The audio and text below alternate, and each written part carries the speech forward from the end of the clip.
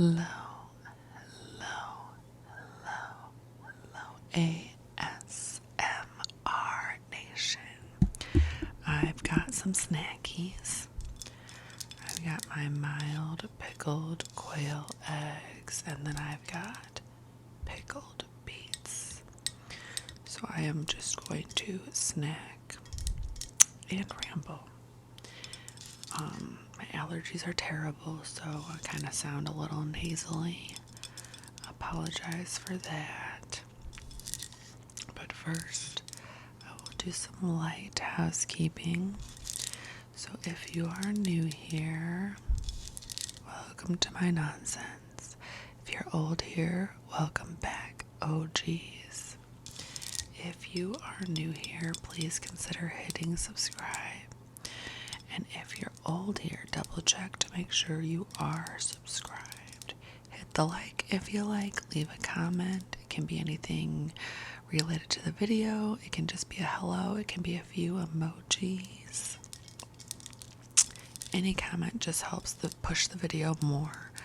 It tells YouTube that the video is worth commenting on, and then YouTube will show it to another person or another few people.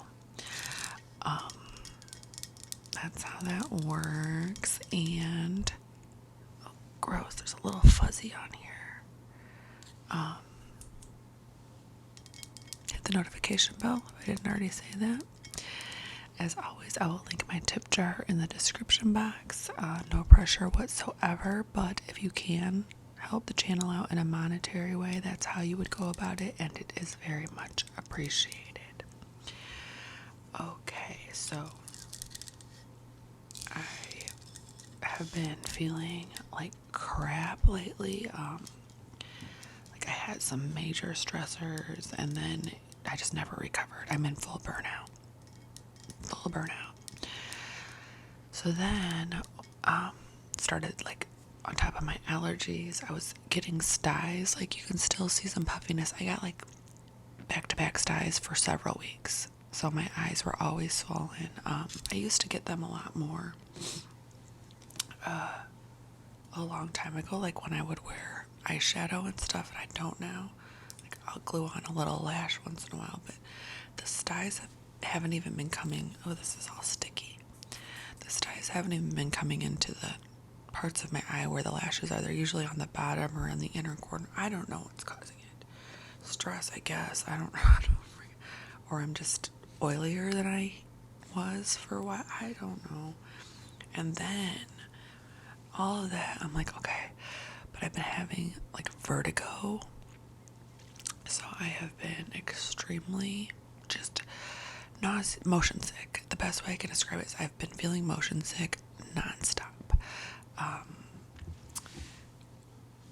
actually learned, I don't know if this started it or not, but that your phone can make you sick. So I have been questioning this for a long time. Like, how come when I'm playing on my phone, I feel motion sick? And finally, I've put that in my Google search before, like, how come I'm sick after playing on my phone or after using my phone? I've never come up with anything, but the other day when I put it in, it hit something called Cybersickness, and basically, if you are prone to motion sickness, which a lot of neurodivergent people are prone to motion sickness, apparently scrolling your phone causes the same kind of brain, inner ear malfunction. So I was like, oh my god, cybersickness. What am I gonna have to do? Take motion sickness pills to play on my phone? I'm just gonna have to put the phone down. That's all there is to it. It's a hard realization. Mainly because I can't do anything else. Like, my toddler doesn't let me be great. He'll let me play on my phone a little bit, but if I try to get into something like something that's interesting to me.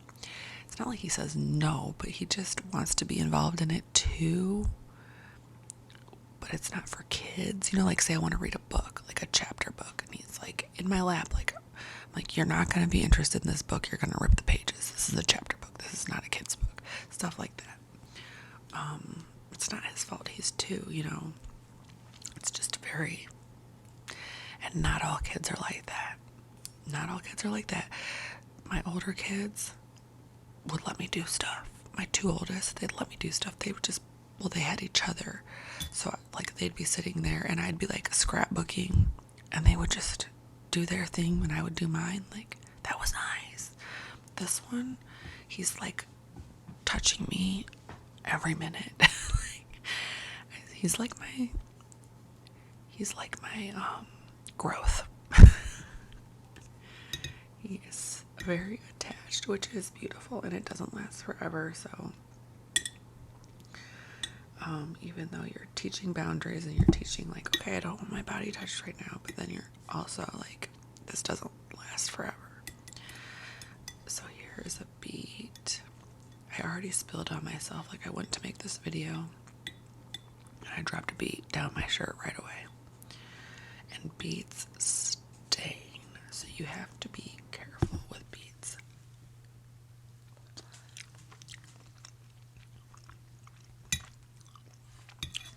Beets taste like planet Earth. Beets taste like dirt and soil and fresh air. And I know a lot of people don't like beets, but I've been on beets since I was little. I love them. I love when salad bars have beets. It just tastes so healthy. I heard that they can make you pee red. I've never had that happen before.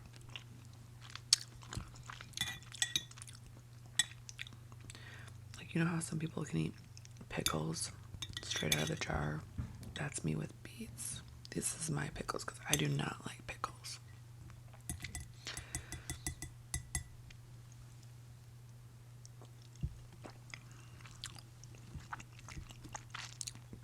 And you should probably brush your teeth right after you eat beets because you do not want this redness just sitting on your teeth. Okay, I'm gonna go in for one more. So, not last night, but the night before, we finished watching Snowfall. Last season, last episode. So I'm still in like mourning. It's a mourning type of feeling when you finish a series, when you finish a really long book, or you finish the entirety of a series of books, or entirety of a show you've been watching for 5 years, 6 years. You have some kind of weird grieving process. So I'm sitting in that. The ending was pretty. I liked it. A lot of people, including my fiance, were like, oh, no. But I thought it was perfect.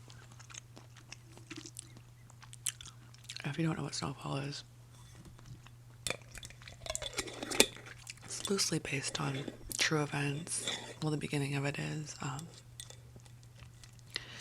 And it's about a CIA agent that recruits a young black male, Franklin, to help him push rock, the substance, on the streets of LA in the late 80s.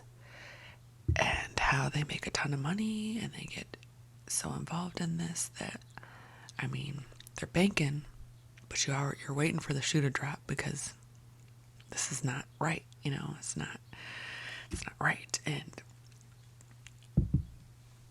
if you know a little bit about that whole thing, when that substance first hit, whenever a new thing hits the streets, people try it, and it's before they know what it's going to do to them.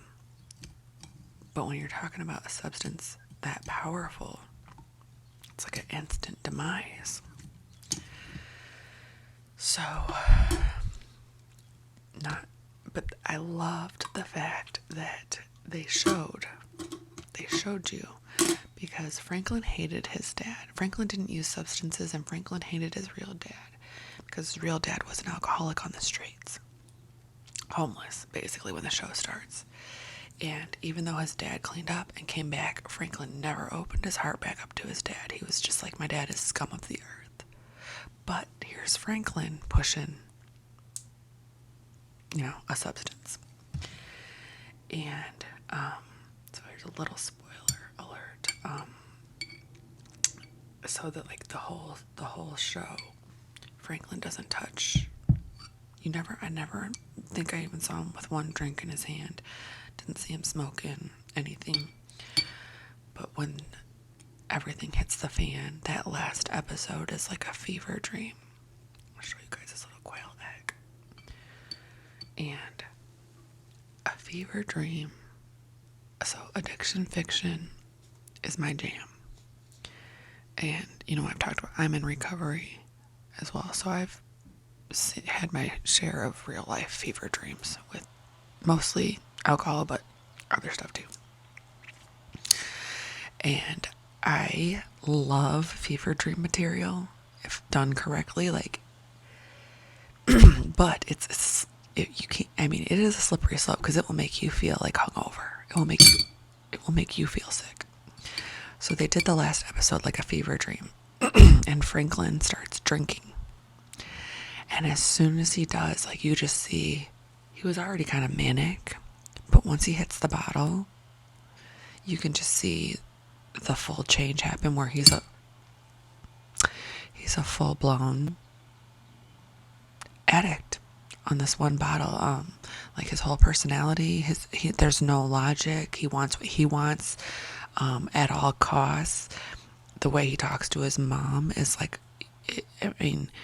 it's like the way a full-blown hardcore addict would talk. And you see that happen with him with alcohol.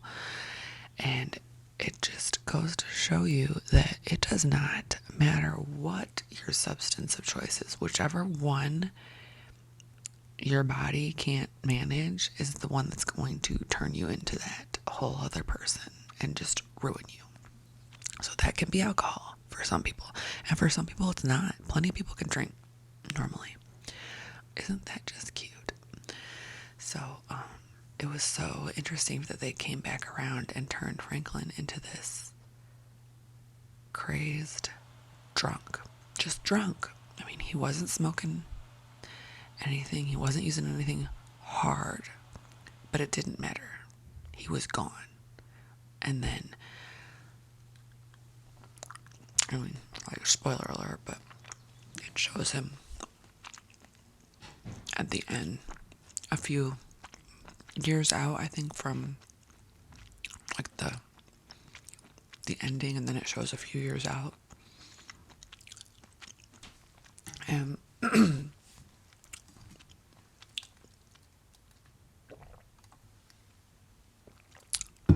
teeth are ruined. Just hair, it just looked like he would be not showering, full blown addict. And he's asking for money to get booze. So they're implying that this is all done by alcohol. Even though it's a show that showed you what The Rock did to people, it also showed you, but look, this legal thing can also ruin you. And greed, because greed is what got him to that point. Greed was his gateway drug to the alcohol, essentially. And then the fact that he did not respect his dad, and then he turned into his dad. because at the end, he had a girlfriend that was pregnant. And she took off because she's like, oh my God, he is losing it. So he is his dad at the end. It was crazy. Okay. My daughter's down here doing laundry, so I better wrap this up because it's going to get loud. If you are still there, I hope you have a good rest of your day, rest of your evening, or a good night sleep.